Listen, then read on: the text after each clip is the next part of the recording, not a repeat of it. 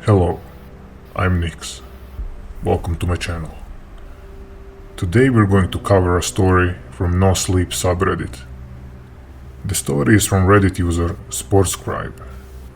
It's called Don't Deliver to 166 Lower Creek Road, Please. Like all of the stories I cover, I really enjoy this one. And like always, I hope you will as well. Let's begin. If you DoorDash, do not deliver to 166 Lower Creek Road. If you get that address, please cancel immediately. Ignore the high tip, it's not worth it. I haven't been DoorDashing long. I think it's been 2 months since I started. And now I'm writing this submission from the trunk of my car. Why I'm writing this instead of calling the cops? Well, because I already called 911 and the dispatcher left and hung up. According to her, 166 Lower Creek Road doesn't exist and they get a prank call about that address every other night. Hell, she even said that Lower Creek Road has been closed for years. So I'm writing my story on here, because you all will believe me. I was in the last 10 minutes of a 4-hour shift with DoorDash. When I saw that it was 10:50 p.m., I decided to call it a night and head home. I then attempted to end my dash, but a new order popped up. Go to McDonald's. The pay showed $50. The pay is usually 10 at the highest. I couldn't say no. I was already close to McDonald's, and it didn't take long to get there. Once inside, the cashier informed me that there was no DoorDash order with the number I had. I looked at the items order and it was just ice water and nothing else. $50 pay for an ice water? Whatever, I'll take it. The cashier laughed at the order and handed over a large styrofoam cup of water.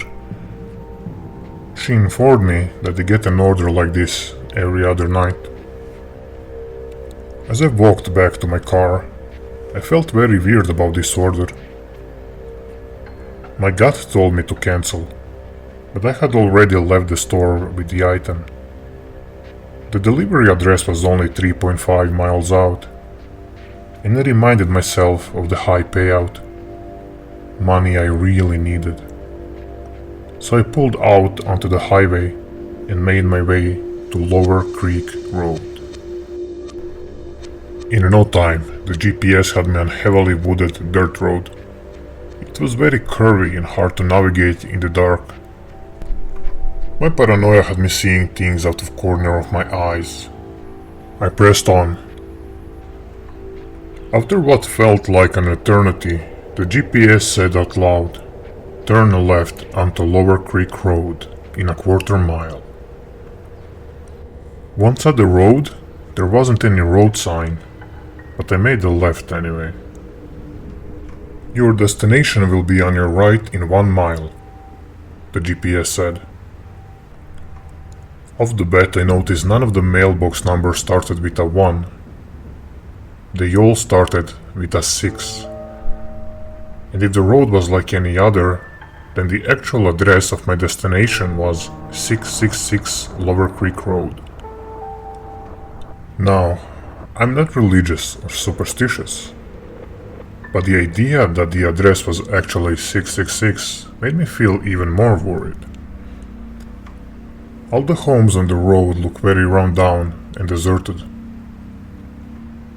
I was now only about 400 feet from my turn and I could see an old rusty mailbox at the head of a driveway. Sure enough, the numbers on the mailbox read 666. The GPS sang out that I was at my destination and the DoorDash app read off the delivery instructions. Leave at my feet. Do not disturb.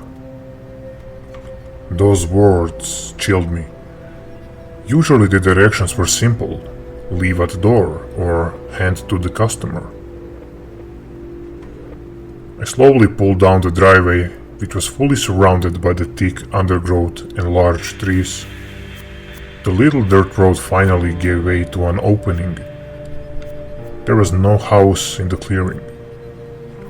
Sitting right in the middle of the opening were what seemed to be three men.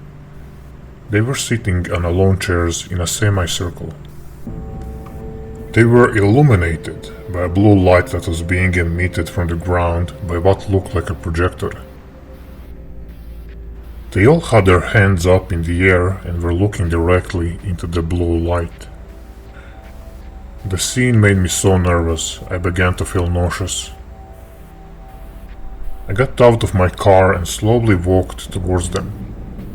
I had never walked so slowly and quietly in my life. I didn't want them to notice me at all. Once I reached them, I could tell that they were all completely naked.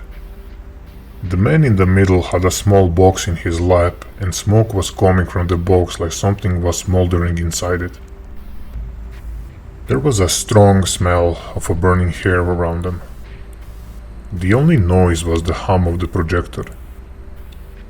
I approached the man closest to the road and carefully tried to set a cup of ice water at his feet. My hands were shaking too badly, and I dropped the cup, spilling the water all over his feet. None of them had any reaction. I promptly stood up and walked back to my car as fast as I could.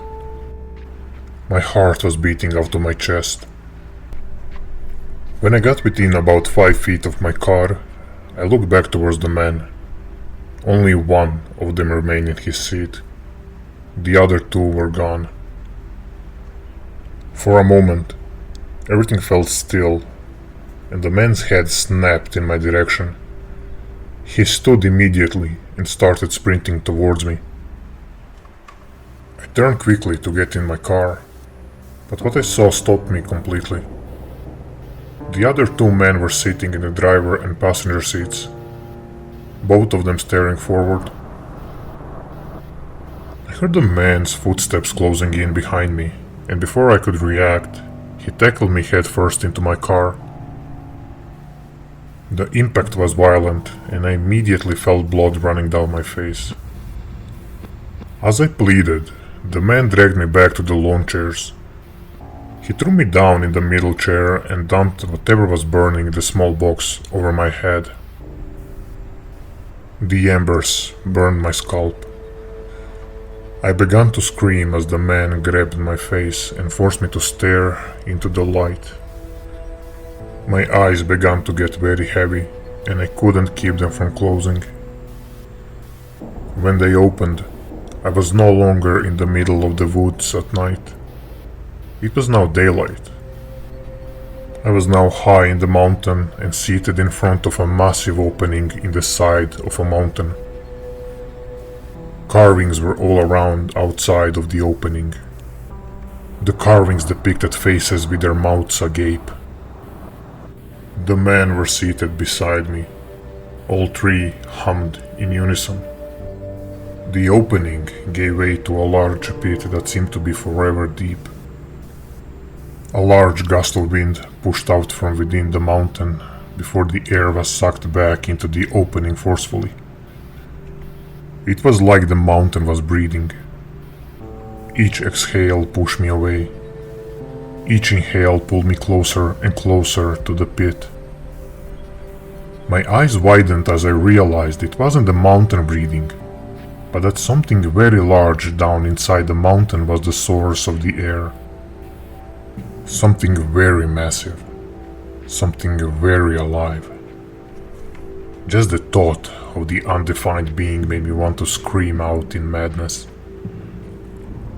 My fixation on the abyss was broken by a buzzing and vibration in my pocket.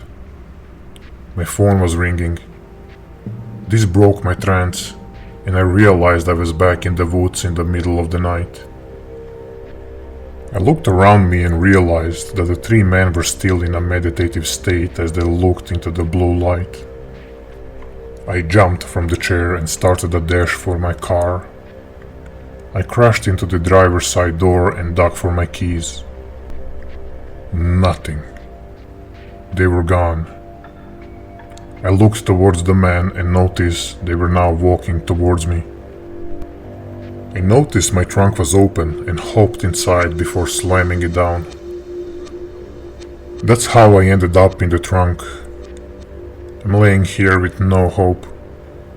I just want you to know to never deliver to 666 Lower Creek Road. Also, there is something in that mountain. It's alive, and it wants us all.